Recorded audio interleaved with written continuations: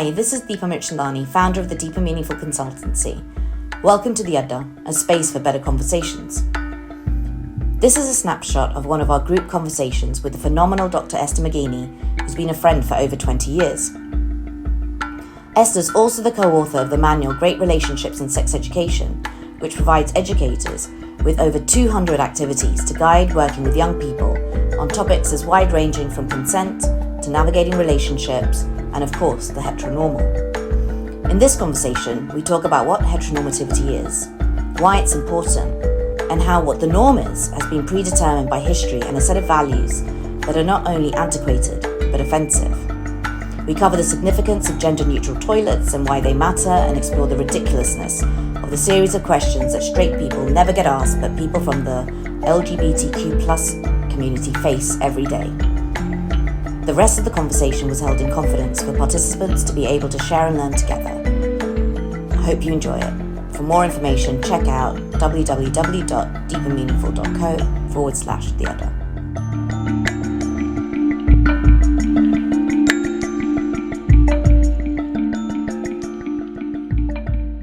So it's quite an academic concept. So it comes from queer theory. I think a guy called Michael Warner in the 1990s, when queer theory was really developing, he developed the concept, and it's quite, there's no pithy or good kind of definitions that I can share with you. But I think it's a really useful concept for really understanding how gender and sexuality play out in our lives and how it shapes our experiences, but also how gender and sexual inequities are created and maintained. But I really think that the best way to understand it is through kind of thinking of examples. So I'm just going to share a load of examples of heteronormativity, but kind of based around kind of two key features, which I'll sort of come back to. So for example, I start a new job and a colleague says to me, "Have you got a boyfriend?" The colleague doesn't say, "Have you got a girlfriend?" or "Have you got a partner?" My mum says to 12-year-old me, "Got any crushes at any boys at school?" She doesn't say, "Got any crushes on anyone at school?" or "Any girls at school?" Or a colleague notices I'm wearing a wedding ring on my finger and they say, "Oh, how long have you and your husband been married?" assuming that I'm married to a man. And not questioning whether I'm married to a woman. Now, in all of those examples, the assumption is that I am straight. And the people, just as part of a kind of warm, open conversation, I'm not stopping to ask or even to question whether or not I'm straight. Other examples might be a boy and a girl are friends in primary school, and everyone assumes they must be boyfriend and girlfriend. Or one from one of our research studies, a boy and a girl at primary school pretended to be cousins for a whole year so that they could be friends without people saying, "Oh, you must be boyfriend and girlfriend." So that we always assume that relationships between men and women, boys and girls, must be sexual. You know, that you must, you hear it, people saying, particularly to men, "Oh, you must have thought about having sex with her at some point," or that we keep young girls and boys away from each other for their own safety, because it's presumed if we put them in the same changing rooms, the same toilets, the same bedrooms, that something sexual will happen, because there is the assumption that there's always some sort of sexual tension or attraction or charge between men and women, and there's something based around a kind of assumption of heterosexuality. And you could think about other ways, like that at school, if there's a maths problem, a case study, it's always about a heterosexual family. That children's books predominantly, not always now, but feature heterosexual couples, and the same with kind of other aspects of like school curricula, and just the examples that people give in kind of everyday life. Is your mummy or daddy coming to pick you up from nursery? You know, just part of the kind of the language that we use. Or other example might be that a lesbian, gay or bisexual person someone might ask them, "When did you realize you were gay?" But no one will ever say, "When did you realize you were straight?" And that's because it is assumed that everybody is straight. So it's not, and that is normal and natural. And so it's not something we have to figure out or we have to think about. We all just are. And so all of that is about the kind of assumption of heterosexuality as the default norm, and the way in which we make sense of the world. Now, some people might say, For example, if you were criticizing a television program, you say, well, all the couples are in it are straight, or there's just like one token gay couple, that's not okay. And someone might say, well, the majority of people are straight, so this is just reflecting the norm. Our school curricula, our language, reflects the norm. And so kind of what's the problem there? And the problem is that if heterosexuality becomes the norm, what is natural, normal and good, then everything else becomes deviant and therefore kind of stigmatized, strange and other. And we can see the way that plays out in really problematic and discriminatory ways. Kind of the extreme example would be the kind of very many countries around the world for which there is a death penalty for being gay. There might be other examples where gay people can't get married, can't adopt, can't have the same kind of immigration status. Or we might come to somewhere like the UK where people have equal legal rights regardless of sexual orientation, but it's very common for children in schools to say, that's so gay. I don't know if this is the same in Portugal and the US, but it's, like, oh, do you want to play with this football? Nah, that's so gay, that football. And young people often say to me when I'm a youth worker, so I challenge them and oh, it's just a word. But what that word refers to is a cultural system in which gay signifies bad. Mm-hmm. And straight signifies good. So it's kind of there in subtle ways in our language, but also, throughout the world in kind of policies that have a kind of direct impact on people's lives. I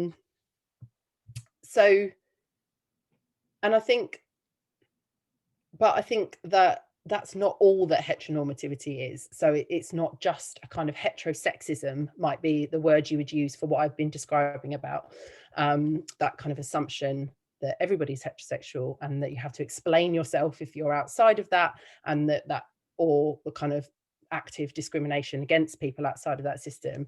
I think the other kind of key aspect of heteronormativity is that it rests upon and works to create the gender binary.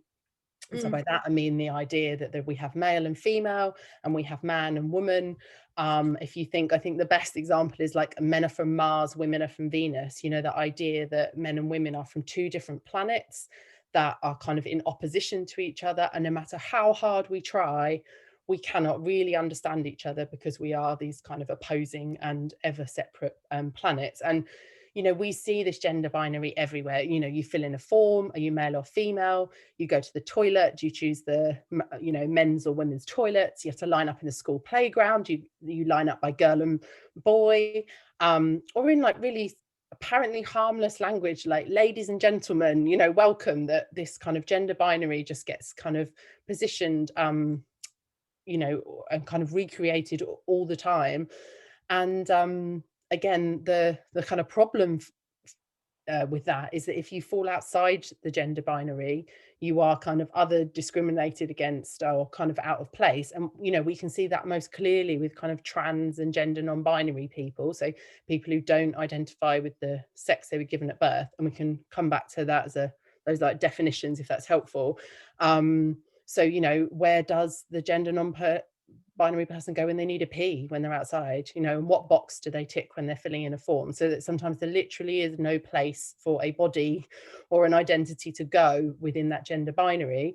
But it's not just a problem for people who are trans or gender non-binary. It's kind of a problem for all of us, and particularly those who are kind of gender non-conforming, which I think most of us are, because it's almost impossible to kind of be conform to kind of idealized gender norms. So kind of part of heteronormativity is that you have these two opposing kind of gender norms, and they are kind of setting up some kind of ideals around gender and some assumptions about how gender plays out in our lives. So some of the things, like, so God, like, there's so much in that. There's so much in all of and everything that you've just said, right? So I want to unpick a little bit of it, because the questions. So in one of the documents that you that you shared, we looked at, it was the questions that are never asked of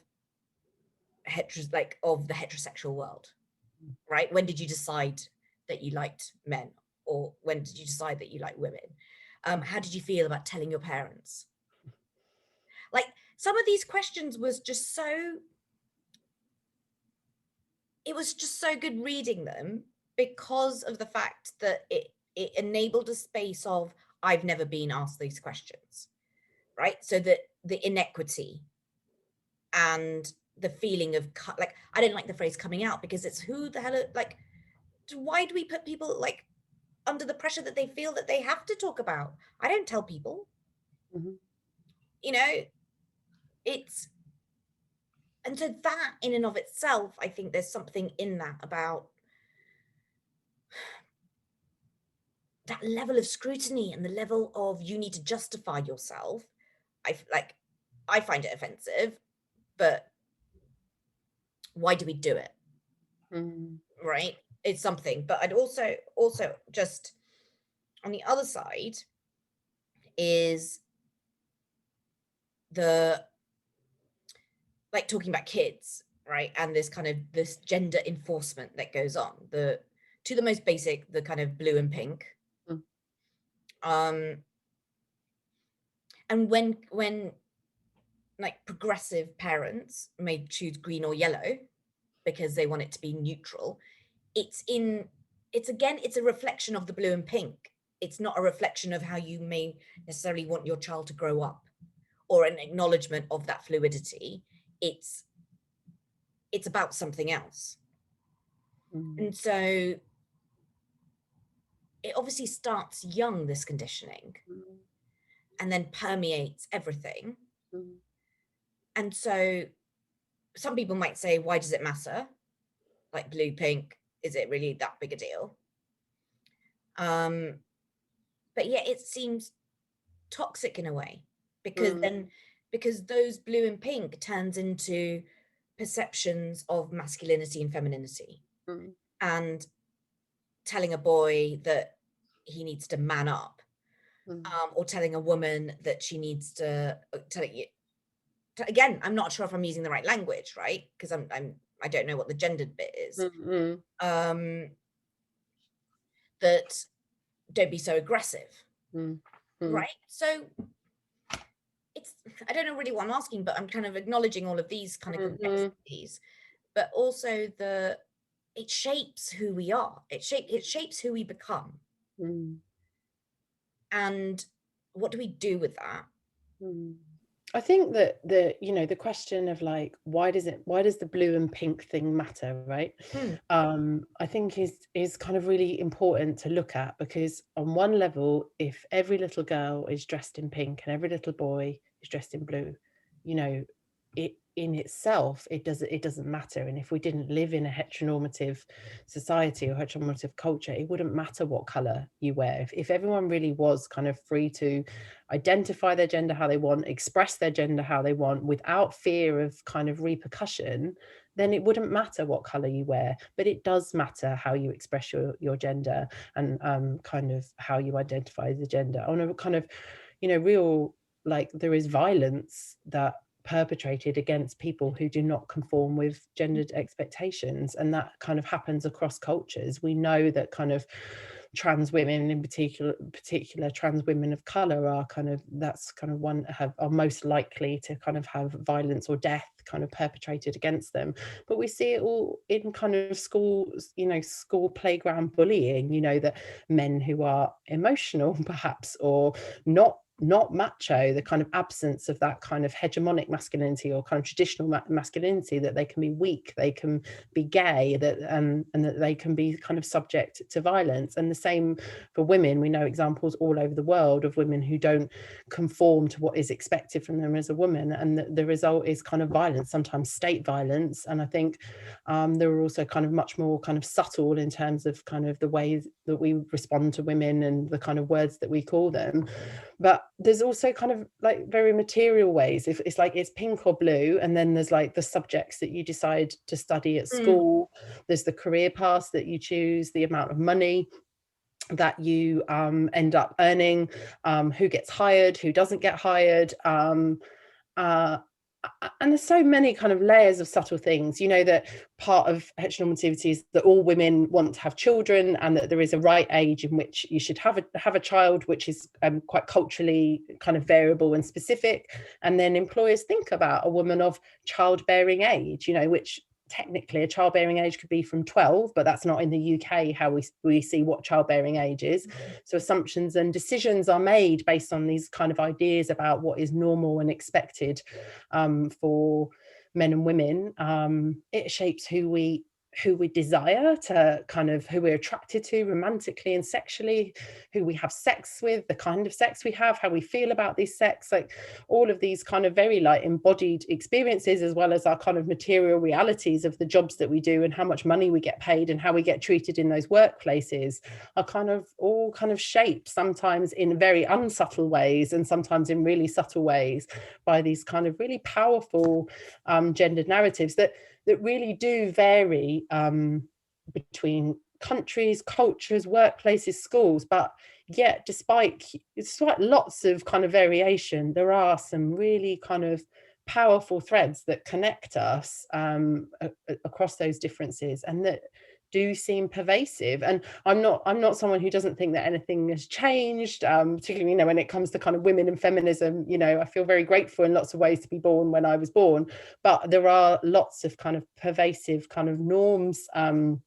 around gender and kind of the kind of system of heteronormativity that kind of, in a sort of undocumented way, kind of perpetuates these norms, is very powerful, and it works to the advantage of some people, is the other thing. Like, this is not a system that is bad for well, I would argue it is bad for everybody, but I think some people do very well out of it. Like all forms of inequality and oppression, there are some people who benefit from it, and that's why it's really hard to shift. And that's the really interesting thing, right? Because where does it come from? Because, like, in terms of, is it religious? Like, does this masculine, feminine come from religious teachings? I think Hinduism was a lot more fluid, and Indian identity and culture was a lot more fluid until the British decided to do their thing in India. And there was three genders, wasn't there? And you'd see that represented in sculptures on temples. And sexuality and sensuality by and the way that it's portrayed was a lot more fluid. And that whole prudishness and the perversion or perceived perversion came about when the British arrived. So is there a religious puritanical, right, tied up with this kind of Western neoliberal type model? And is that the driver for a lot of this? Because of this system, and is it about power and power plays?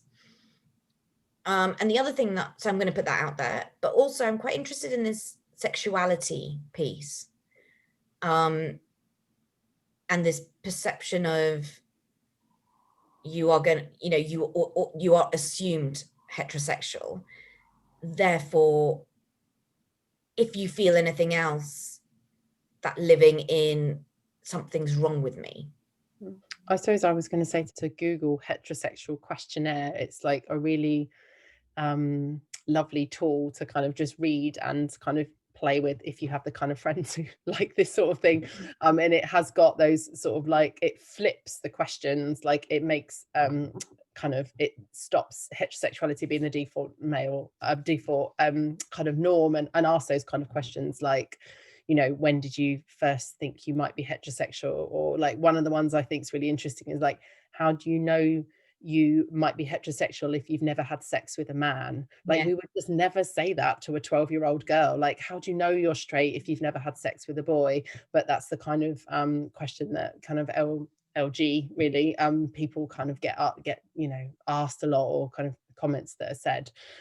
So I just think it's a really good tool for kind of flipping the norm. And definitely what you were saying about coming out, you know, if we kind of imagine a society or a kind of culture that isn't kind of dominated by heteronormativity, then no one has to come out, because there is no assumed kind of sexual orientation. So You know, we are asked about our partners and our relationships, and people don't use gender specific pronouns about our partners until we tell them the gender of our parents. We don't live in a world where we're Mr., Mrs. and Ms., or Senora and Senorita. Like, we don't have kind of status, like gendered kind of status titles, but that for women are tied to their marital status, but not for men. The best thing about being a doctor for me is like that my like name is not signifying my legal relationship status to anyone, which I think is absolutely no one's business. But I'm something I'm happy to talk about in conversation, but is no one else's business. And that doesn't seem right to me that is still a signifier of something. But that tells us a lot about the kind of histories of our cultures, and kind of what is seen as important, and what our social status kind of is and isn't linked to. So Deepa and I were saying the other day, I feel like once you start looking for this stuff, you just see its traces and its kind of lived reality kind of everywhere you go. Because when we talk with heteronormativity, right, seems at its basic to be, like, in a really superficial way, gender specific, right, and be appropriated kind of by a feminist and a gender parity perspective, right? I mean, again, male, female, gender on a gender basis, but actually it's much broader than this, right? It's much, much broader than that. And do we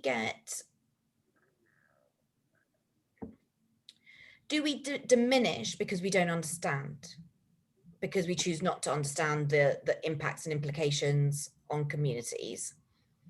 And is that partly because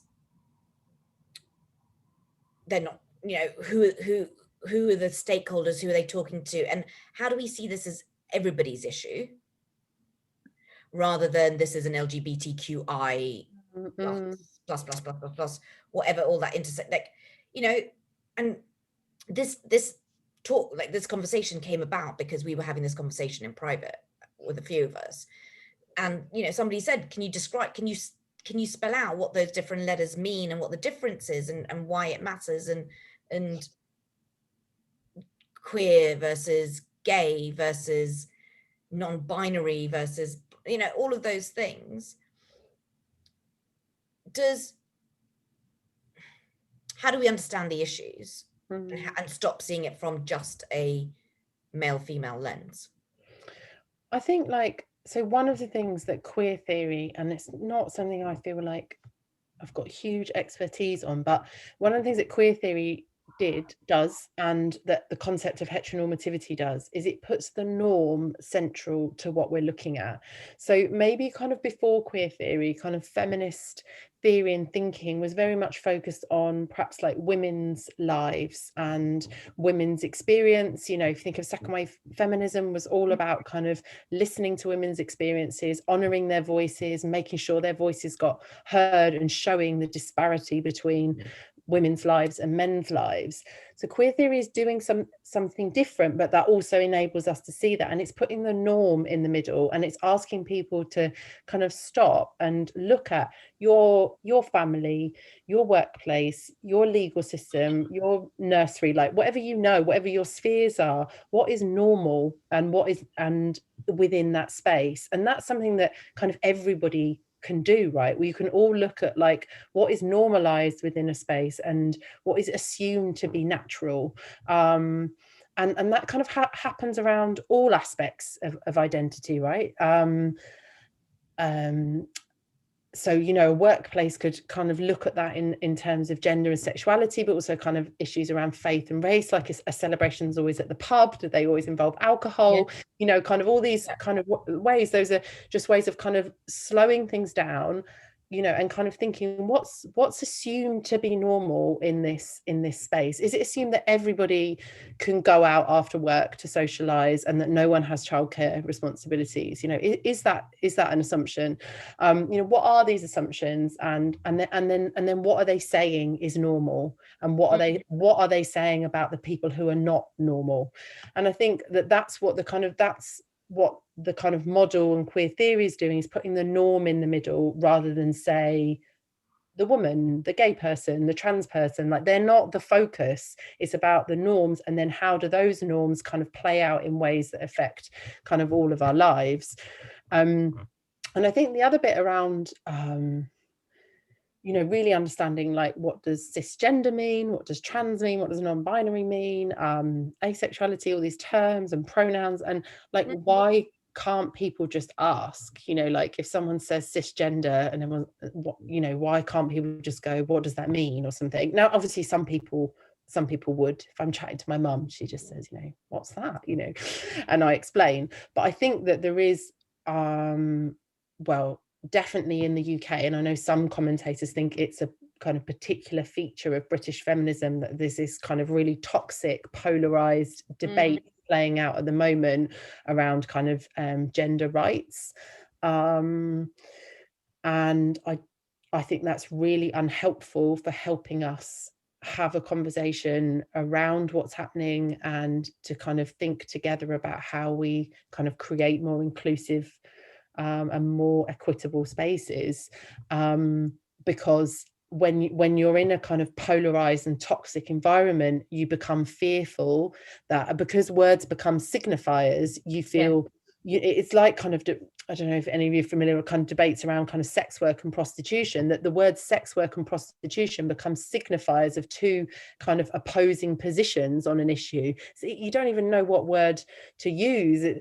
It's like, in Great Britain, in Northern Ireland, you've got Derry or Londonderry. You know, you use the name of the city is different depending on whether you are kind of pro United Ireland or not. So it becomes to the point that we can't speak because the very words we need become signifiers of a position which we may or may not want to identify with. Like, I don't know about you guys, but a lot of the time I don't know where I sit on things, and what I really need is a space to kind of talk with other people, to kind of figure out where I sit, and it's never normally on one of the poles, but it's kind of somewhere in the middle. But I think that you know, that's why kind of polarized debates for me are always really, really unhelpful, because they make me silent, and that's like the very thing that we know we mustn't do around gender and sexuality is be silent, because there's too much work still to be done.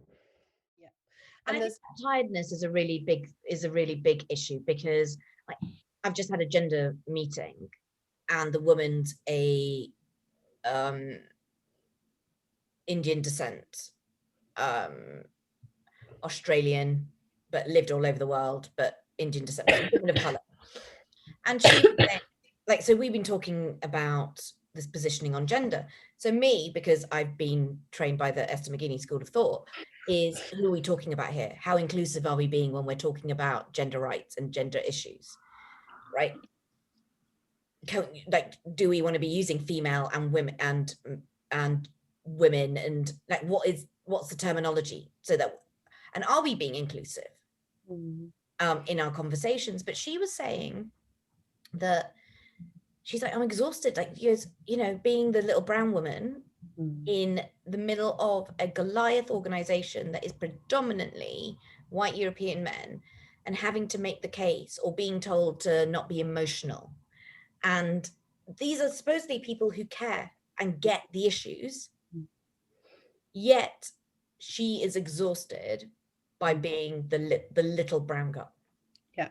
And I think it's a really, like, it's such an important point, and it's also like, there's a real fine line, isn't it, that we cannot always expect the kind of gender, sexual minority, the kind of people of color to do all the work, because they always, like, we always have to do that work, right? So that work has to be shared, but at the same time there's always a real kind of so we have to educate ourselves. So, you know, if I want to understand kind of the experiences of like people of color, I have to really listen, and I have to read, and I have to understand the history and how it plays out.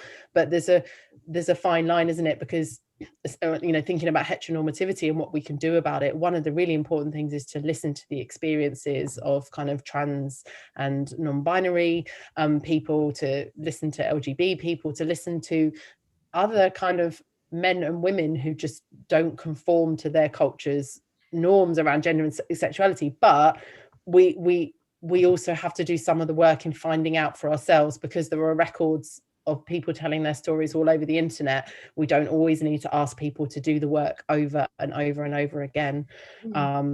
Yeah, but then I think the thing is hard is like, who do you listen to? Because, you know, we live in this democratized knowledge of all these stories everywhere, but, you know, there's stories worth listening to and those not. And that's why I guess the sort of networks and resources are really important to kind of help you orientate, like, who do I listen to on this. That's definitely how I felt, you know, after the summer of kind of Black Lives Matter, and there's this kind of pouring of like, here's all the resources that white people should kind of be reading and accessing to kind of educate themselves. Like, it can feel really overwhelming, and that's kind of when you need sort of, I feel like you need people to say, you know, start here, or like, here's some places you can start, and just start, you know, wherever you start, just start. And I mean, to be honest, like, yeah, we started with a video about toilets, which then spiraled a conversation about all the questions that people would feel too embarrassed to ask because it was a safe space, right? So from definitions to types of sex to the explicit, we covered all of it.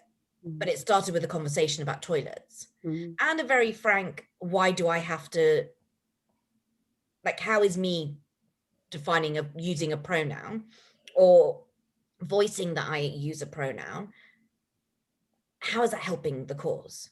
And for Esther to turn around and say, because you make it all right for somebody to say what their pronoun is. Well, you just signify, I mean, this, I took a while to get to this, because I was like, oh, why do I, you know, I'm not really into like convoluted signatures. You know, some people put their like CV at the bottom of an email. It's not really my thing. But you know, that by adding your own pronouns on, you are indicating that you do not make assumptions about someone's gender and their pronouns, or you're saying I'm an ally. And I think that that's kind of really important. It's like, there used to be badges here that said, don't assume I'm heterosexual, which is the kind of same thing, like just warning people, like, don't make assumptions here. But just to say that toilet video, which, you know, we can share the link, is a really kind of useful way of kind of thinking about what we're talking about. It's a kind of short little accessible lecture, I suppose, by someone called Dr. Francis Ray White, who's a lecturer here in the UK. And they just talk about how public toilets have always been really contentious in Britain. So kind of initially there were only public toilets for men, because it was assumed that women shouldn't be out in public. So you wouldn't need to pee in public because you don't go out in public. And then women did start to kind of enter into public space more and kind of started asking for toilets, and there was big concerns about the safety of those women, that they would be kind of vulnerable, but then there was also concerns from the women that they would have to share the toilets with working class women, so that middle class women and that somehow the middle class women would be contaminated by sharing a space with these poor women. And then there was issues around kind of Black people sharing kind of toilets with white people, and kind of people requesting separate toilets. And again, this is all around ideas around like dirt and contamination and safety through sharing a toilet with someone who is from a different group with you. And we've kind of, well, in the UK at least, work through those issues around class and race, so that no one would dare say now that you can't use a toilet because you're too poor or, you know, too Black. But we now have these issues playing out around kind of trans and non-binary people, and although we're looking at a different category, the kind of issues are the same. As kind of fear for women's safety. And there is there's something underlying around kind of contagion and dirt as well, and that everybody needs to have their kind of separate spaces, unless we look at disabled people who have gender neutral toilets, and no one thinks that that's a problem. So somehow disabled bodies are outside of this heteronormative model, maybe because a big part of what we see as normal is an able-bodied, sexually functioning kind of sexual person, which we don't see disabled people as.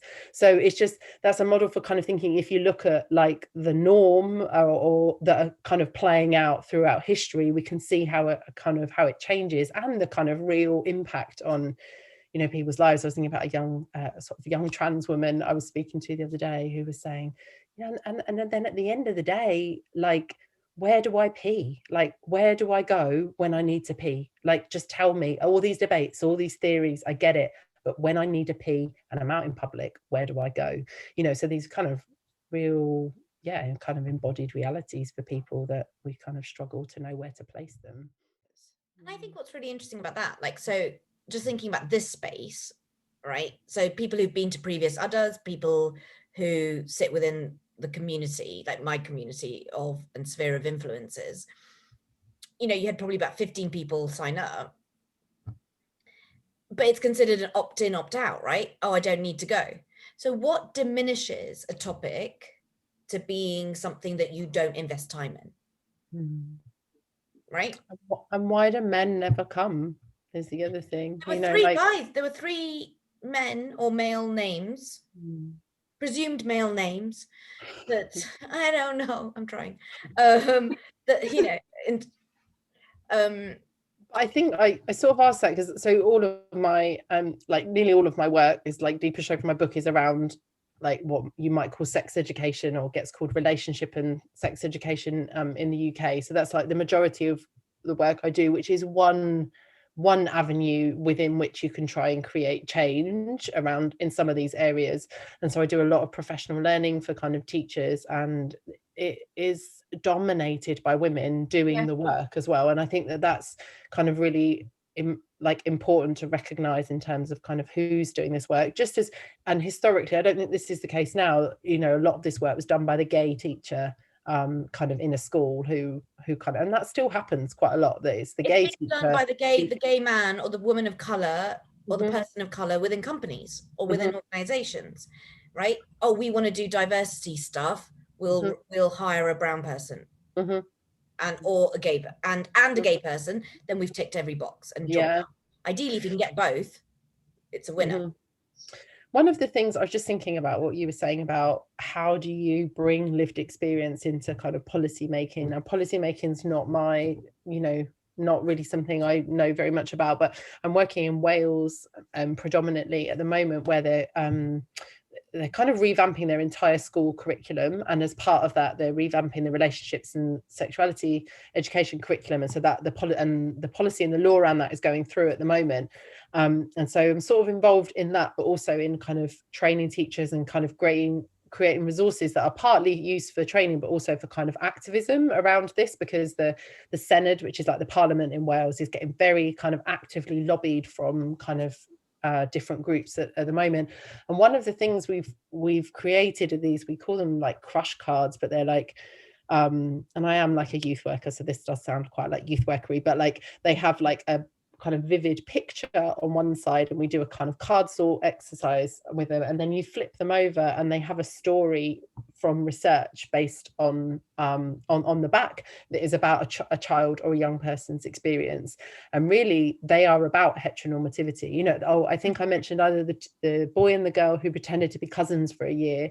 You know, that is one of our cards. It's just a short little thing, and they are sort of, I guess, our way that we are trying to kind of really elevate those, and in this case like children and young people's experiences, which are particularly kind of like not listened to, kind of trying to kind of elevate those experiences in a way that kind of people will take them seriously and kind of listen to them in how they kind of build a curriculum, and I guess even higher than that, kind of how kind of guidance and policy is kind of made. So I don't know if I feel like there are small ways in which that can happen, and it is really powerful. They do such a piece of work, because when people are asked in a workshop to just read them and have their assumptions, like we call them crush cards, because they kind of crush everything, because they kind of crush your assumptions, they crush what you expected to hear.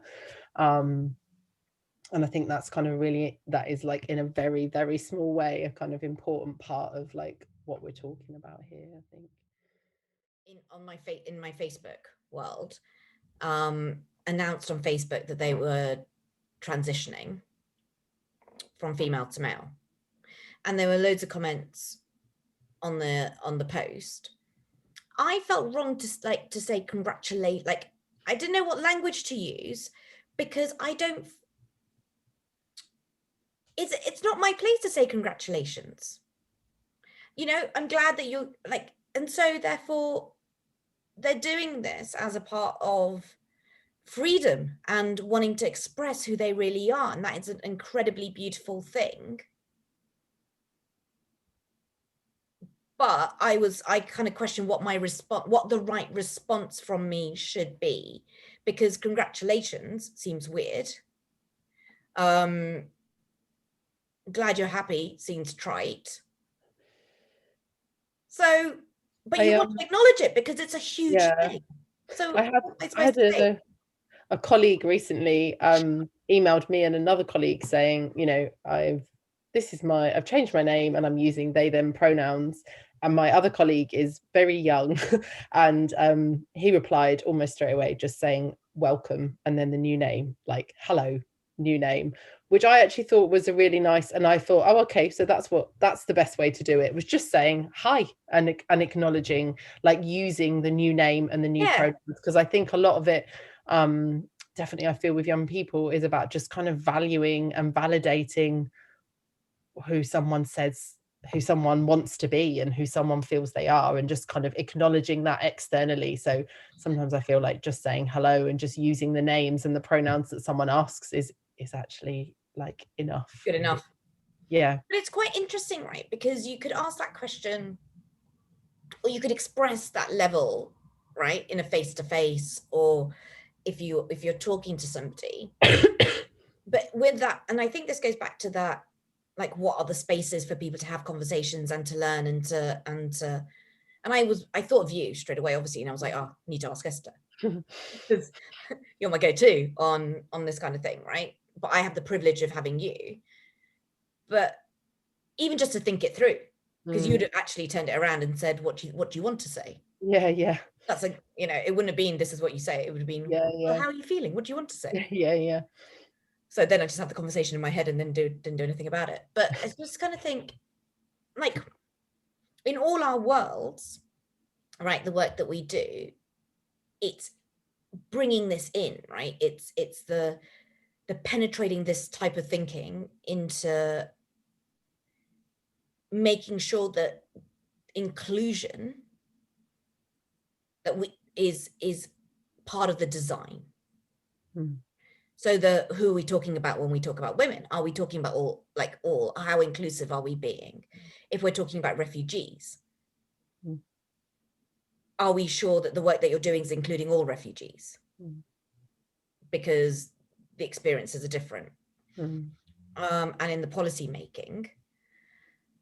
But there is something about this learning and unlearning that you and Katie were talking about, and how, like with Black Lives Matter, there was this, it was everywhere. You know, I'm no longer talking to white people about race was sold out across bookshops. How to be an anti-racist was sold out across bookshops. But all of that, like, that became obvious. But when it comes to this, what are the good resources? Who should we be following? Because I feel like it's a social media place, right? There are influencers and potentially younger generation, but where are we getting our information from? And what do we want that to influence? And that's to all of you, right? Yeah, I think there is the big difference, if you say, like, comparing to Black Lives Matter in its most recent, like what happened over the summer, is there was no loud voice on social media. I'm sure those voices were there saying, hang on a second, do we want to give Black people rights? Because what about white people? I don't know if they've got enough rights. You know, there wasn't that voice happening loudly. Like, I'm sure there are people who feel like that and think like that, but you know, that, I think for me, that was one of the things that was really significant about what happened last summer, is it felt like the mainstream view was white people need to do this work and that this matters. Whereas I think, like, when we start to talk about kind of gender equity, or particularly gender equity, actually, I feel like there is a loud confident, well-educated voice, a lot of women in universities in particular, saying, hang on a second, what about women's rights? We can't talk about, why are we talking about trans people? That's going to happen at the expense of women's rights. And I think that belief, that I don't agree with, but I do understand that belief, that if we start talking about people of all genders, if we are really gender inclusive of people of all genders, and we prioritize and we invest and we fund support for kind of trans communities, that is going to be at the detriment of women, and that women's rights have come a long way, but it's still really fragile. And, you know, like Trump was a really good horrible reminder of how fragile a lot of these kind of rights that we thought we'd kind of won, maybe. So I felt it from the UK, like I thought we'd won that battle, and then realizing that we haven't, and these things are always precarious and fragile. So I think that is a real you know, I don't buy that argument. I think it's the same problem.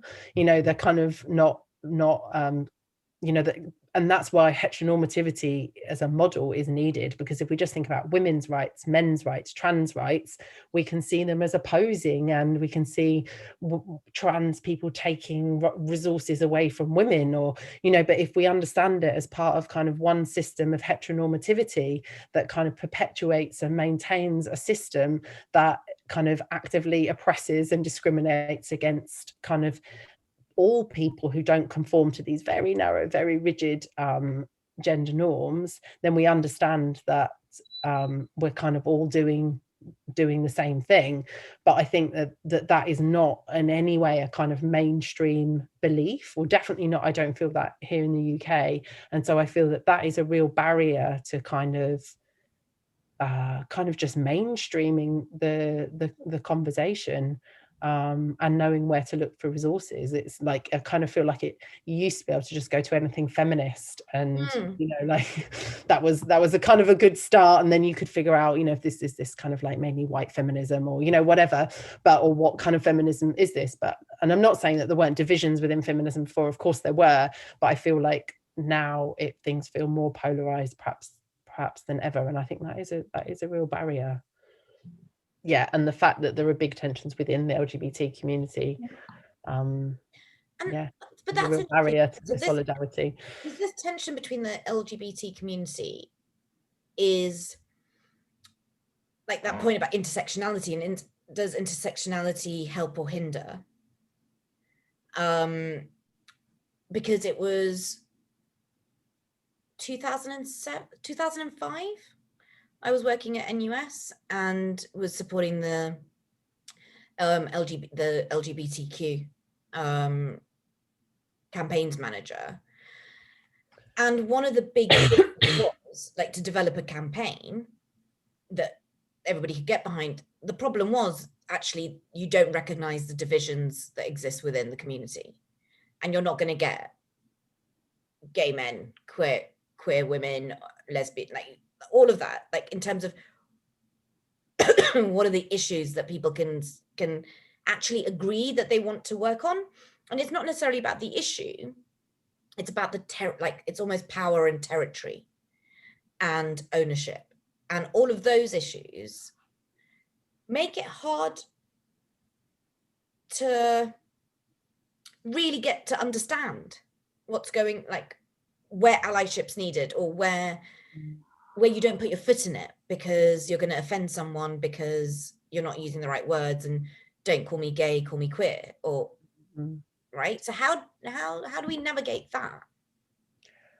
It's like, how do you talk about differences without being divisive, isn't it? So, you know, like this has been a big problem for feminism. Like, how do we, you know, how do we talk about the differences for white women, black women, middle class women, you know, working class women, without, in a way that doesn't kind of diminish the kind of power of solidarity? And I do think there is something, again, coming back to that kind of norm focused approach that is really important, because if we don't focus on that, it becomes about different groups of people and pitting them against each other, rather than thinking like what is being mainstreamed, what is being assumed, and what is being normalized. And that was the problem with white feminism. It wasn't that it was white women doing the work. That was amazing though. And yes, the most privileged group had the most opportunity to access the education and had the resources to do the work. Yes, that's fantastic. Get things started, use your privilege. But if you're mainstreaming, if you're making assumptions and kind of writing in a way that is not self-reflective and critical about your own kind of privilege, then it's a problem. So it's kind of always keeping that kind of like norm and unpicking that at the center, rather than kind of putting the group at the center, because as soon as you put the group, then you just start to do that divisive pitting against each other, and then that diminishes solidarity. Whereas if, as a diverse group of whatever community you're in, you look at like what's being mainstreamed and normed and what isn't, and how do we sit in relation to that, and that's uncomfortable often, but how do we sit in relation to what is the norm here, then that's something that you can do together, right? And think about what norms you do want to mainstream. I just don't think, like, we may not have the right words. And I think we've got to be okay with not having the right words and asking the questions of what we don't know, and being all right with saying, I don't have the right language for this, but my intention's good. Absolutely.